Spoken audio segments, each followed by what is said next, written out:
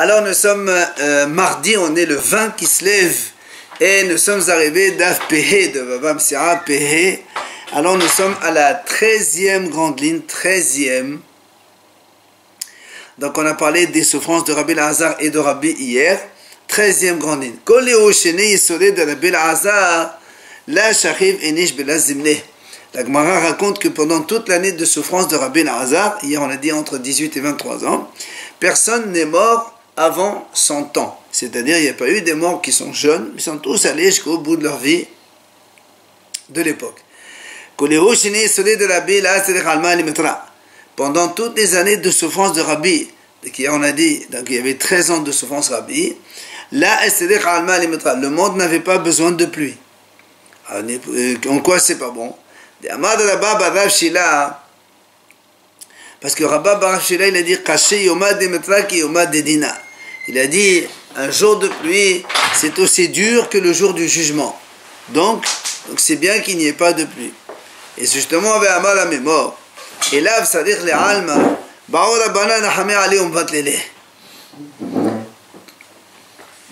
et à mémoire il a dit si ce n'est pas parce que le monde a besoin de pluie, les Hachamim auraient prié pour qu'il n'y ait pas de pluie, justement. Parce que la pluie, c'est un signe de din. C'est pour ça qu'il vaut mieux ne pas l'avoir. De rigueur, oui. Mais elle dit quand même, malgré tout, quand on a dit que pendant les années de souffrance de Rabbi, il n'y avait pas de pluie, quand on arrachait un radis de la terre, on voyait plein d'eau en dessous. C'est-à-dire même s'il ne pleuvait pas, il y avait quand même de l'eau par le bas. Et c'est, hein? Il faut que les fruits reçoivent les... Et t'inquiète pas, justement c'est pour ça qu'on te dit, donc tu vois bien que c'était plein d'eau malgré tout. Parce que la pluie en elle-même, on a dit c'est un signe de rigueur et donc c'est pas bien. La Gemara raconte que Rabbi il a voyagé, il est arrivé dans la ville où habitait Rabbi Elazar avant. Amaleo Yeshlo ben Leoto Sabir.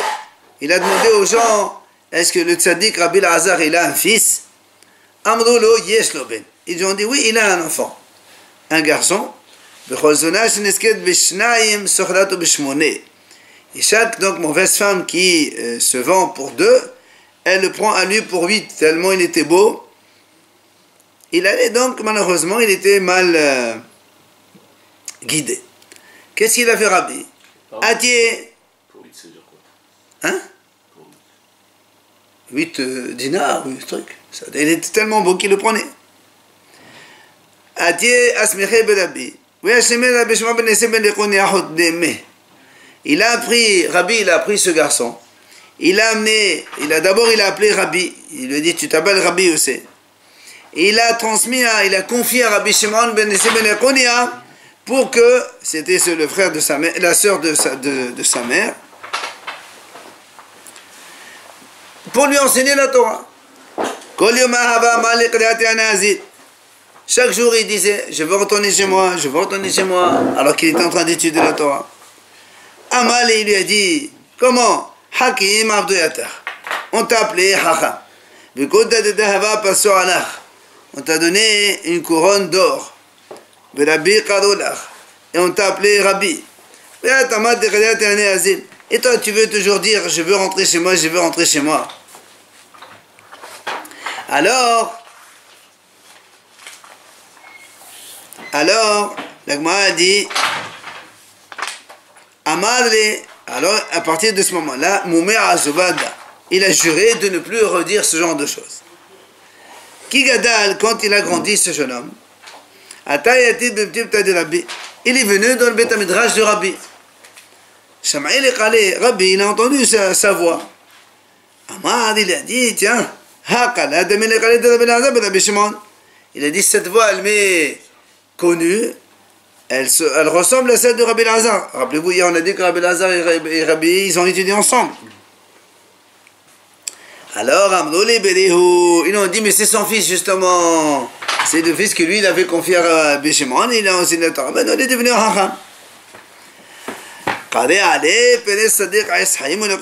Chacham. Sur ce, Rabbi, il a étudié le pasuk. Le fruit d'un sadiq, c'est un arbre de vie. et celui qui prend des âmes et des hacham. Ça veut dire quoi ça? Il explique clairement. Hein? Donc c'est le fruit de Sadiq, un arbre de vie, donc le fruit de Rabbi Elazar ben Rabbi Shimon, c'est Rabbi aussi qui est aussi un hacham. Maintenant, c'est Rabbi Shimon ben Nissim el Akonia. Et qui c'est qui a le Qiyah Nefashot? C'est Rabbi, donc son maître, donc, qui a transformé un garçon en hacham. C'était donc son nom. Kinar Nafshe, quand il est niftar Rabbi Yossé, Amtuhu lema'ata de'avu. Ils l'ont amené aussi pour l'enterrer dans la grotte où il y avait son père et son grand-père aussi, parce qu'il y avait là-bas Rabbi Elazar et Rabbi Shimon les deux en même temps. Et il y avait comme d'habitude un serpent qui entourait la grotte.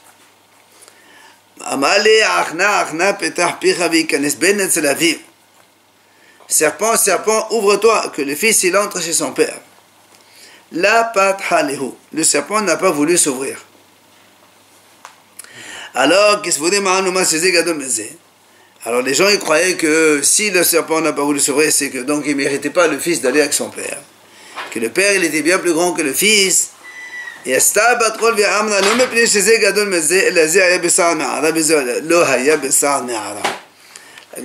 sorti une voix du ciel qui a dit, c'est pas parce que lui il est plus grand que l'autre, mais tout simplement parce que un il a subi les souffrances de la grotte et l'autre n'a pas subi les souffrances de la grotte. On sait que Rabbi Elazar et Rabbi Shimon, tous les deux étaient dans la grotte pendant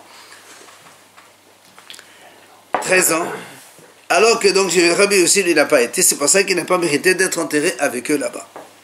Il n'est pas enterré. Non. La Gemara raconte une deuxième histoire de Rabbi. Là encore,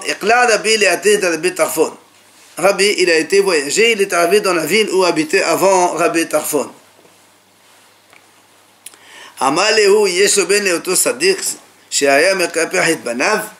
Est-ce que ce tzaddik là, Rabbi Tarfon, il a des garçons?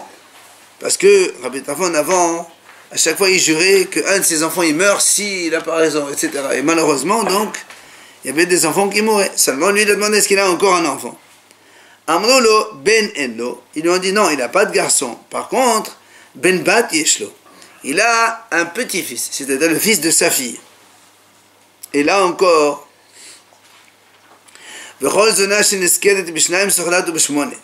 là aussi il était très beau, donc les mauvaises femmes, quand elles se faisaient payer la relation pour deux, elle lui donnait 8, tellement il était beau.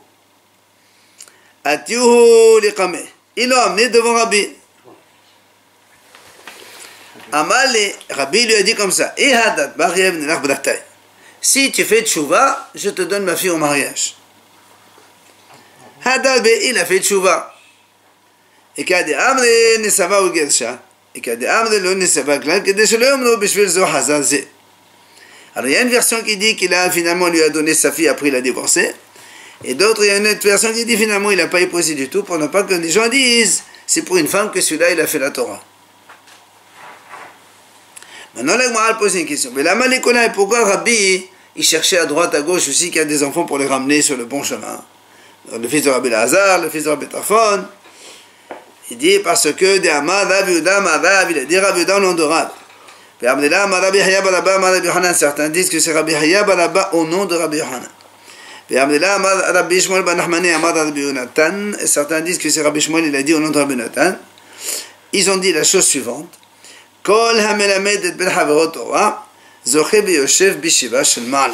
Celui qui enseigne la Torah au fils de son prochain, il méritera donc de s'installer dans la yeshiva d'en haut du ciel. Si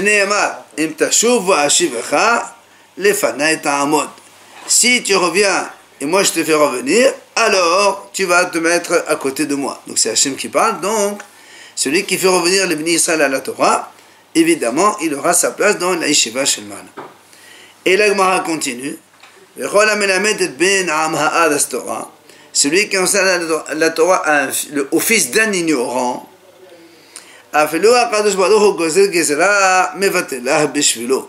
même si Hachem il décrète un mauvais décret, grâce à lui, Hachem il va l'annuler. Comme le pasuk il dit, si tu fais sortir quelque chose de précieux, de quelque chose de pas bon, alors qu'il fait tahier, c'est-à-dire, comme ma bouche ce sera, dans le sens où c'est toi qui vas donc décider ce qu'il y aura. Amar Rabbi Panach, Amar Rabbi Yohanan. Il a dit Rabbi Panach au nom de Rabbi Yohanan. Kol shehu talmid chacham, uvno talmid chacham, uven beno talmid chacham, shuv en Torah posech mezaro le'olam.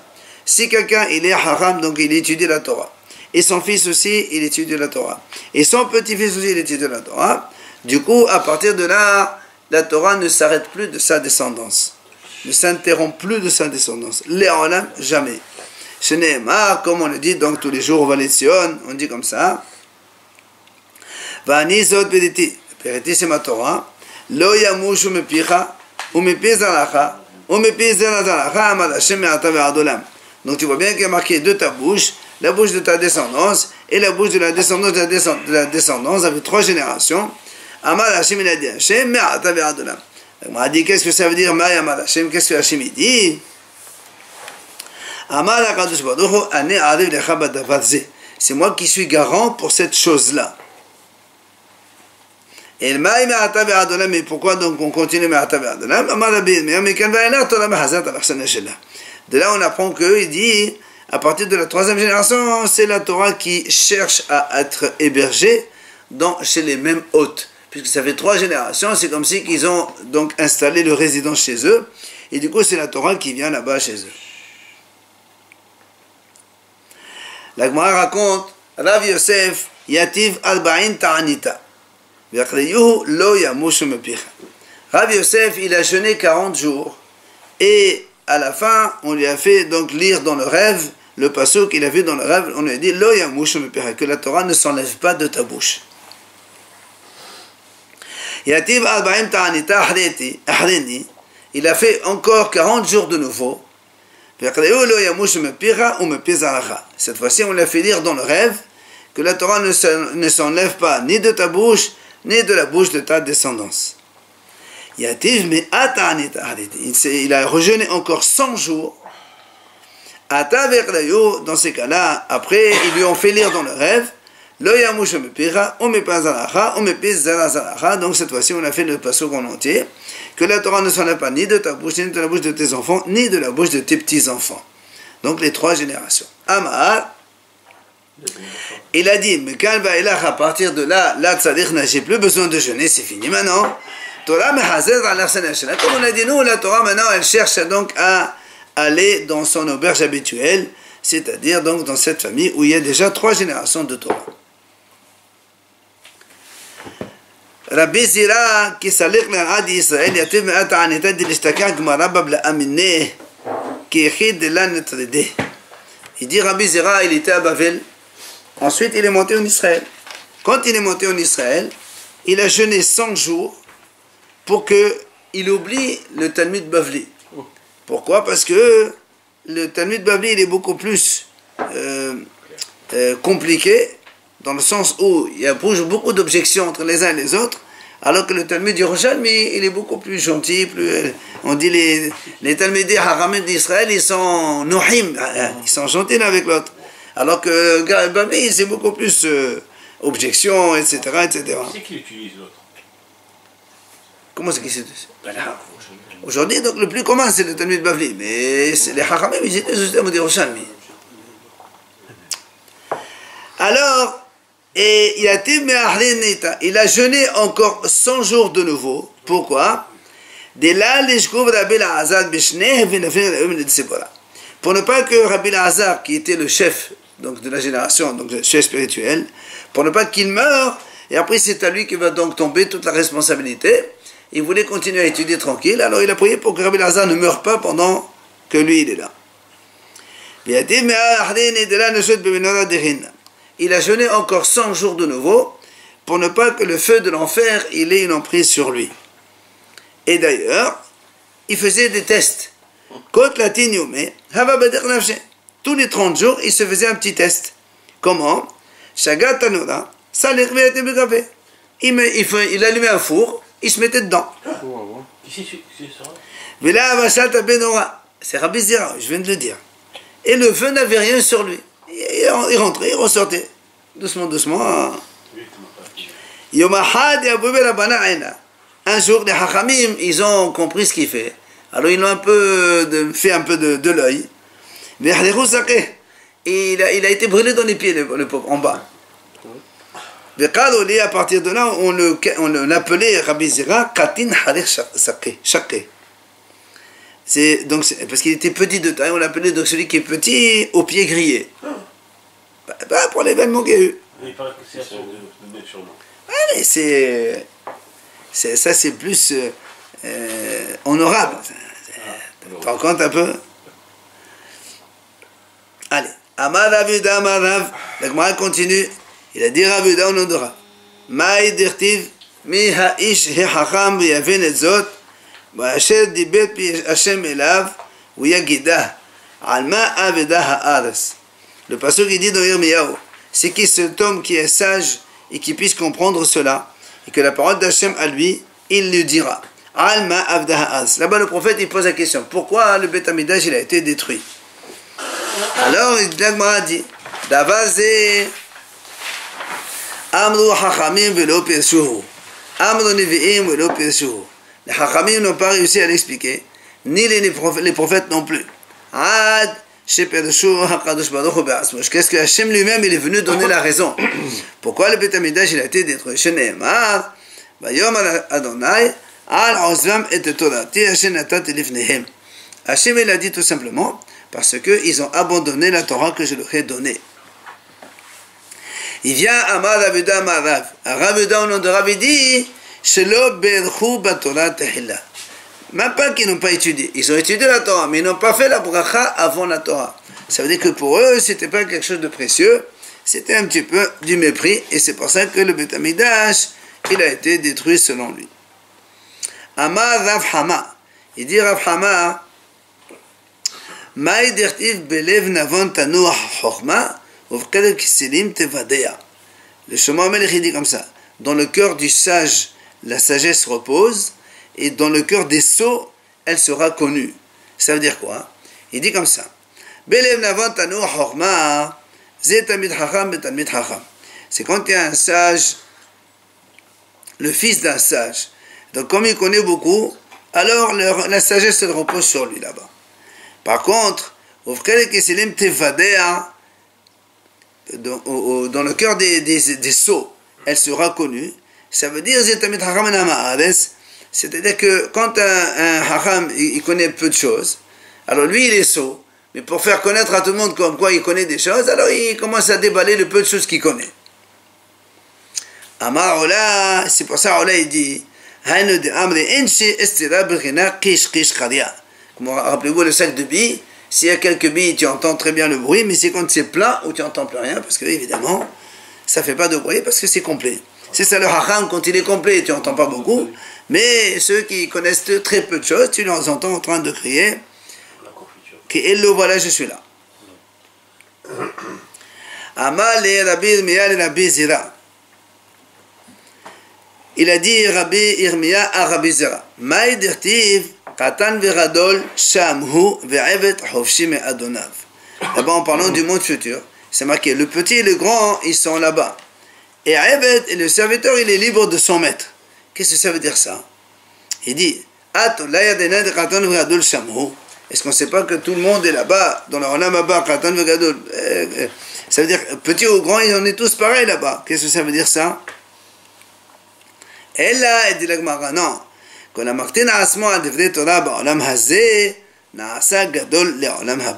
Celui qui se fait petit pour la Torah dans ce monde-là, eh bien, il sera là-bas grand dans le monde futur. C'est celui qui est humble et modeste, il étudie la Torah comme ça, dans le calme, sans faire trop de choses, et bien au contraire, non, là-bas, il sera très grand. Par contre, la même chose, pardon. La même chose, il dit, celui qui se fait comme un esclave pour la Torah dans ce monde-là, donc il étudie bien, il est toujours donc au service de la Torah, alors là-haut, évidemment, dans le ciel, il sera, au contraire, dans l'Olam Haba, il sera un homme libre. La Gemara nous raconte, Rish Lakish hava misayin me'ata de Rabbanan. Rish Lakish, il faisait, comment on appelle, signaler, il faisait la signalisation des tombes des Chachamim, pour ne pas, parce qu'avant c'était enterrement un petit peu n'importe où dans les champs, pour ne pas que les Kohanim ils puissent passer, ils deviennent impurs, la trauma et tout ça et tout ça. Donc, il faisait un petit peu, donc, signalisation des Marathas, donc là où c'était enterré les Chachamim. Kimata le Marathé de Rabbi Hiya. Quand il est arrivé à la grotte de Rabbi Hiya, elle m'a mené. Il n'a pas su où elle était. Il a un peu, il a pas su. Il a été vexé. Comment? Je trouve tout le monde et je ne trouve pas Rabbi Hiya. Amad, il a dit, il a prié, il a demandé à Hachem, Ribono Shalom, maître du monde, est-ce que je n'ai pas bien discuté la Torah comme lui il a fait? Il y a une voix qui est sortie du ciel et dit non. Il lui a dit Torah Kmoto pilpalta, Torah Kmoto lo ripasta. Il a dit Torah comme lui, c'est vrai, tu as beaucoup étudié, mais tu n'as pas enseigné et diffusé la Torah comme lui il a fait. C'est pour ça qu'il n'a pas réussi à trouver donc la Mehara de Rabbi Hiya. Et la Gemara nous raconte qu'il y a Rabbi Hanina et Rabbi Hiya. Justement sur Rabbi Hiya, quand il était avec Rabbi Hanina, ils se disputaient tous les deux. Amal et Rabbi Hanina et Rabbi Hiya, Badi Didi Ramatsit. Il dit Rabbi Hanina lui disait à Rabbi Hiya, dis quoi, tu veux te disputer avec moi? Haz Shalom, et Mishtak HaTorah mi Israël Mahadan Alam et Pilpuli. Il lui dit, si la Torah s'oublie d'Israël, c'est moi qui la ramènerai avec toute ma sagesse, ma compréhension et ma discussion. Je peux remettre toute la Torah sans aucun problème. Alors, qu'est-ce qu'il lui répond Rabbi Hiya? Amal et Rabbi Hiya et Rabbi Hanina. Donc il lui répond, Rabbi Hiya lui dit, est-ce que toi tu veux te disputer avec moi? Toi tu as dit, si la Torah s'oublie, moi je la remets. Il dit, moi, moi je ferai en sorte que la Torah ne s'oublie pas. On n'aura même pas besoin de toi. Toi tu as dit si elle s'oublie je la ramène. Moi je fais en sorte qu'elle ne s'oublie pas la Torah. On a dit qu'est-ce qu'il faisait Rabbi Hiya. Donc on nous raconte ce qu'il faisait. Azlina vishadina kitna. D'abord il plantait du lin. Vigadina nishbe. Après avec le lin il fabriquait des filets. Après, il va chasser des cerfs. Après, quand ils ont grandi, il fait la shchita. Il donne la viande à manger aux hachamim, aux pauvres, aux orphelins, Et après, la peau de ces cerfs-là, je fais avec donc du parchemin. Et j'écris là-bas les 5 livres de la Torah, Bereshit, Shemot, etc.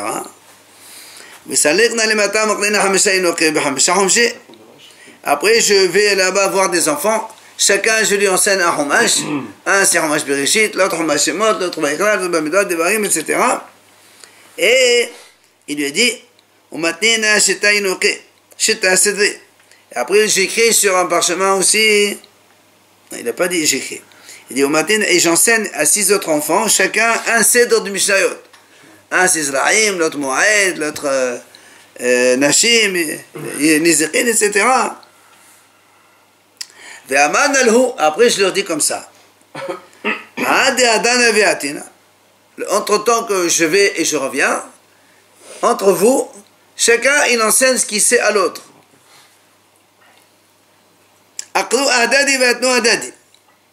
D'accord? Celui qui connaît Bereshit, il enseigne à tous les autres.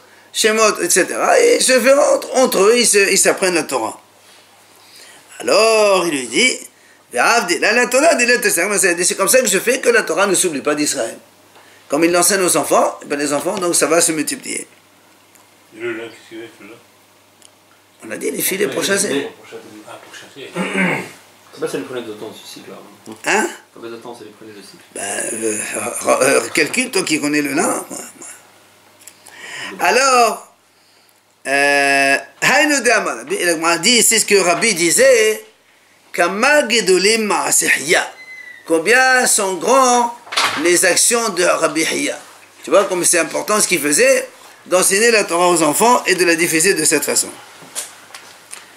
Alors, Amali Rabbi Ishmael ben Rabbi Yossé. Il vient à Rabbi Ishmael, il lui dit à Rabbi, Afalom est mort. Il dit quoi? Même plus grand que toi, parce que il parle, c'est Rabbi qui a dit ça. Il dit même de toi, il est plus grand. Amali In, il lui a dit oui, bien sûr. Afalom et Abba, il continue, il dit quoi? Même il est grand encore que mon père. Amali Haz Vishalom, l'autre est Kazot Israël. Il dit non, Haz Vishalom. Il ne peut pas être comme ça en Israël. Alors, Amar Rabbi Zera, il vient Rabbi Zera, il raconte, il dit, Emesh nat ali Rabbi Yossé ben Rabbi Hanina. Hier, dans le rêve, j'ai vu Rabbi Yossé ben Rabbi Hanina. Amatilo, je lui ai dit, Etselmi atatakwa, où tu es installé là-haut dans le ciel? À côté de qui tu es là-bas? Amale, Etsel Rabbi Yohanan. Il lui dit, je suis à côté de Rabbi Yohanan. Alors il lui dit, Ve Rabbi Yohanan Etselmi. Rabbi Yohanan, à côté de qui il est? Alors il lui répond, Etzel Rabbi Yannai. Il était à côté de Rabbi Yannai. Après il lui dit, Ve Rabbi Yannai Etzelmi. Et Rabbi Yannai, il est à côté de qui? Il lui dit, Etzel Rabbi Hanina. C'est à côté de Rabbi Hanina. Ve Rabbi Hanina Etzelmi. Non, il n'est pas marqué Benoussa. Rabbi Hanina, celui-là. Et à côté de qui il est? Etzel Rabbi Hiya. Il a dit, parce qu'il est à côté de Rabbi Hiya. Amatelo Ve Rabbi Hanan Etzel là.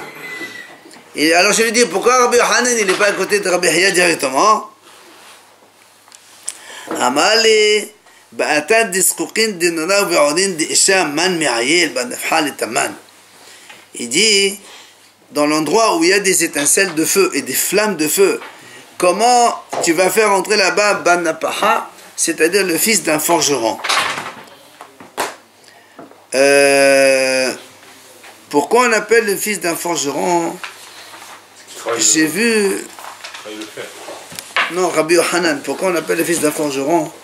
J'ai vu quelqu'un, il a dit, il faut regarder Maharsha, 2 secondes. Ils étudiaient tous ensemble, ces rabbinim? Ah, ça on sait pas. 2 secondes, 2 secondes, 2 secondes. Alors c'est P.A. Modbet, là, voilà. Alors pourquoi il appelle Nafaha Yohanan ici?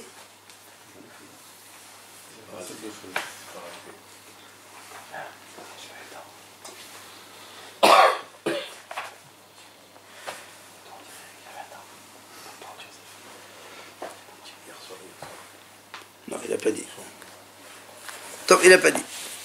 Il faut regarder ailleurs. Donc voilà, il lui dit, donc ça veut dire que Rabbi Yohanan ne peut pas rester à côté de Rabbi Hiya. Parce que là-bas, Rabbi Hiya, il y a donc du feu et des flammes et tout ça. Amar Rav Haviva. Il a dit Rav Haviva. Ishta'ili Rabbi Rav Haviva Basomaki. Il m'a raconté Rav Haviva Basomaki, donc un autre Rav Haviva. Hazil Aoumé Rabban. J'ai vu un Talmid Chacham, un parmi les sages. D'Abba Shari Eliyahu Gabé, que lui, il étudiait avec Eliyahu Navi. Il lui a dit, j'ai vu un truc bizarre. Quoi? De Safra Havo Shapran Aine. Le matin, il avait des yeux tout beaux. Et le soir, j'ai vu ses yeux presque brûlés comme le feu. Il a écrit dans le petit marchand. Hein? Il a écrit dans le petit marchand. Qu'est-ce qu'il a dit? Qu'est-ce qu'il a dit? Il a dit... Pourquoi on l'appelle Nafra? Et alors? Ouais, il vient, il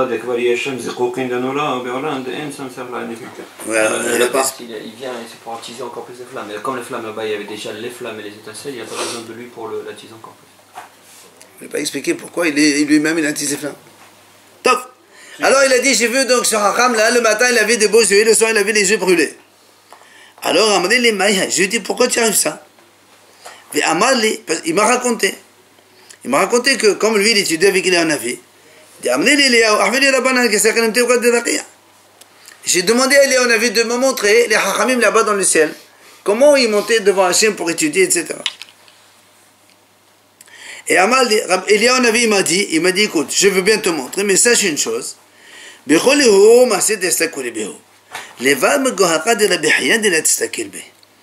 lui a dit, tu peux regarder tout le monde, sauf Rabbi Hiya, tu n'as pas le droit de voir. Il lui a dit, mais comment je sais? Comment je sais? Il lui dit facile.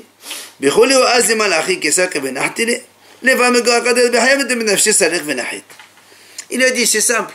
Dans tous les Hazrat Hachamim, il y a des malachim qui viennent, ils sont sur des fauteuils comme ça, des trucs, ils les prennent, ils les montent et après ils les redescendent. Les malachim, ils viennent et descendent, ils les prennent.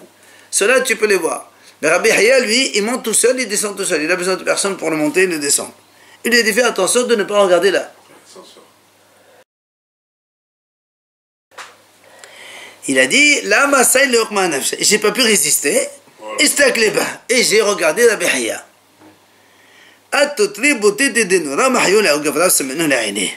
Il y a deux étincelles de feu, ils sont venus, ils sont entrés dans ses yeux, ils ont brûlé les yeux.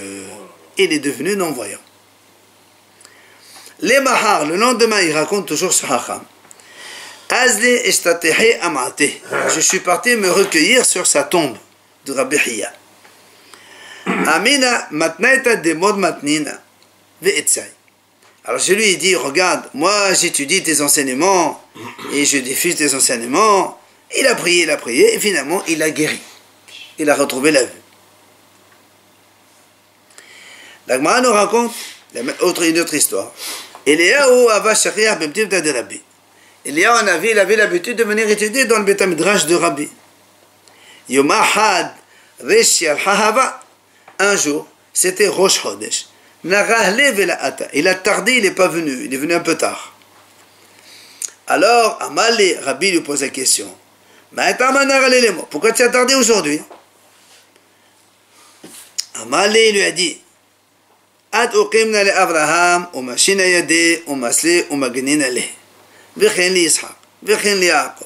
il dit parce que je dois réveiller Abraham Avinu, lui faire Netilat Yadayim, et Abraham il prie, après je le remets dans sa place pour dormir.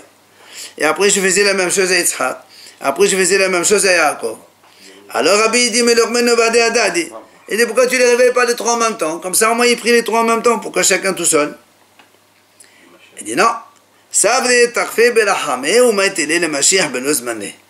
Il a dit non, parce que s'ils prient les trois ensemble, ils peuvent tellement prier fort que le Mashiach va venir, or c'est pas encore le moment.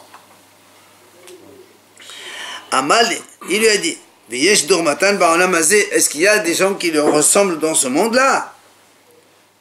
Amal, il lui a dit, bien sûr, il y a Rabbi Yahya et ses deux enfants. Qui ressemble à qui, pardon?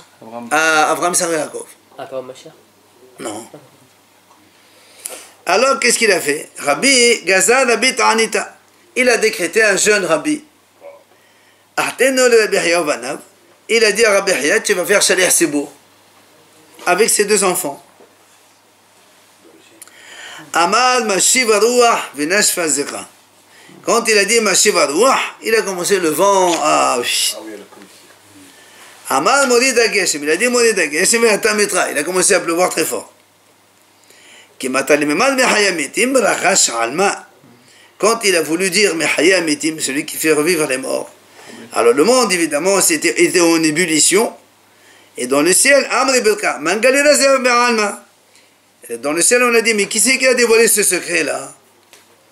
Amr et Eliyahu. Ils ont dit, c'est un Navi qui a dévoilé ce secret à Rabbi. On a pris Eliyahu, on lui a donné 60 coups de fouet de feu.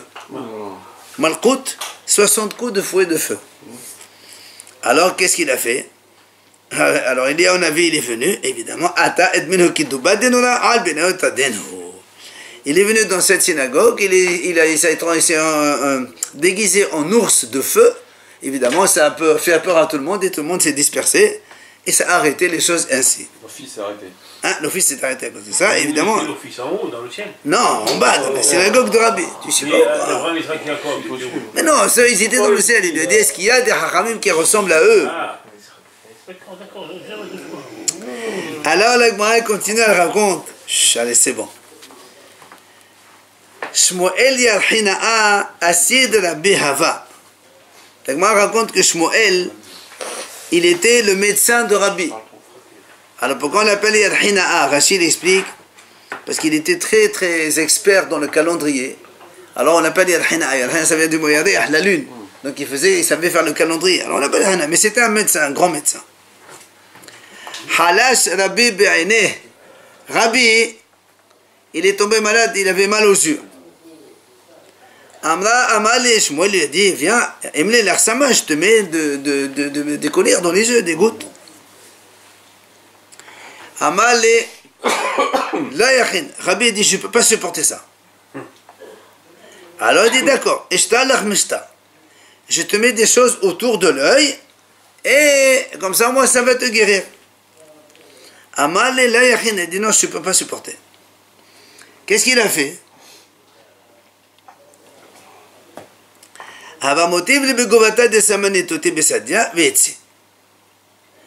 lui a mis des remèdes dans une tige de roseau sous son coussin, sans lui dire. Et la nuit, il a dormi Rabbi dans le coussin. Et les médicaments, ils étaient tellement forts, ils ont envoyé un petit peu de la vaporisation, enfin, des vapeurs de choses. Et le lendemain, il se lève, Rabbi, il est guéri complètement.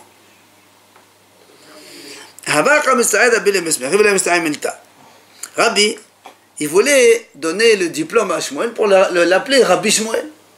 Rav Shmuel, c'est pas Rabbi, c'est Rav. Non, il était en Israël d'abord. Moi, je dis qu'il était humble. Non, c'est pas pour ça. Mais il dit, ça veut dire que jamais, parce qu'avant, pour nommer un Rabbi, il fallait des rabbinim, il fallait mettre la main dessus, etc. Toute une sorte de procédure, mais bon, ça ne passait pas.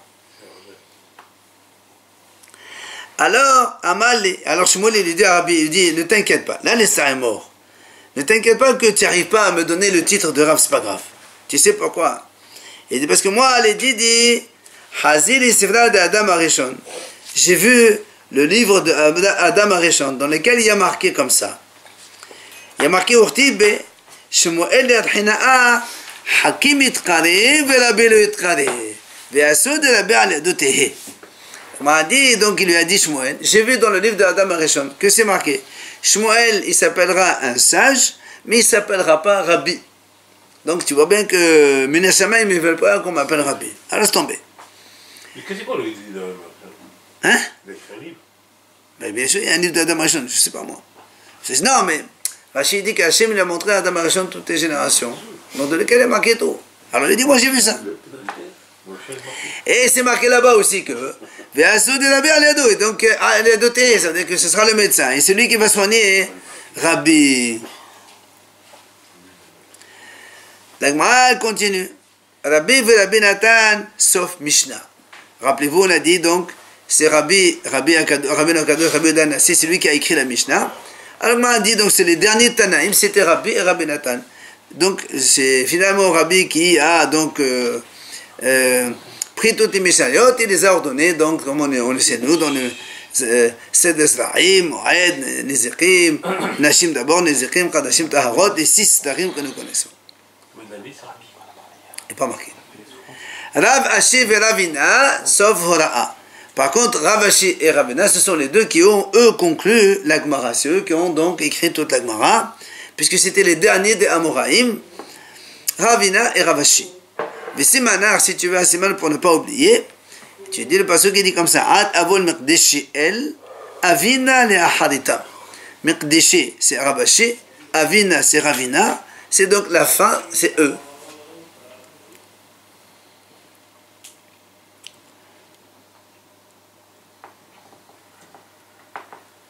Amar Rav Kahana. La Gemara raconte, juste introduire seulement, parce qu'il y a une grande histoire qui va venir derrière, on le fera demain si tu veux. Amar Rav Kahana, il a dit Rav Kahana. Ishta'ili Rav Hama Balbaté de Hassan. Rav Hama, le fils de la fille de Hassan, il m'a raconté la chose suivante. Il m'a dit, Rabba Nahmani, Agav Shmadan Nahnafshe. Rabba, le fameux Rabba qui est toujours avec Rav Yosef, c'est le maître d'Abaye Rabba. Il a dit, lui, il est niftar à cause d'un décret que les Goïms voulaient le tuer. Pourquoi? Les Goïms, ils ont été voir le gouverneur. Ils lui ont dit, il y a un juif, parmi les juifs, il y a un homme.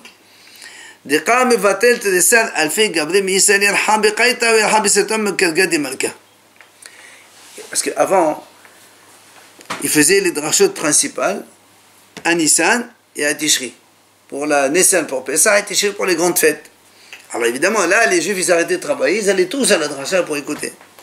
Alors les goïms, ils sont allés voir le gouverneur. Ils ont dit, écoute, il y a un mois en été, un mois en hiver, ce juif-là, il mobilise tous les juifs donc vers lui. Et du coup, nous, quand on va chercher les impôts, on trouve personne à la maison. Alors il fait perdre le roi 2 mois dans l'année la taxe, les impôts qu'il doit payer ces gens-là. Et à cause de ces juifs. Rabba ben Nahmani. Ils ont envoyé un soldat du roi pour aller le chercher. Il n'a pas trouvé. Pourquoi? Parce que tout simplement, Araq ve Azal, il s'est sauvé, justement, il s'est enfui. Rabat, quand il a entendu qu'on le cherchait, il s'est enfui ve Azal. Mais Pomdita le Aqla, mais Aqla le Agama, ou mais Agama le Shahin, ou mais Shahin le Srifa, ou mais Srifa le Anadamim, ou mais Anadamim le Pomdita. Donc, il s'est enfui d'un endroit à un autre parce qu'il était poursuivi par ce jeune homme, là, ce soldat qui voulait le tuer.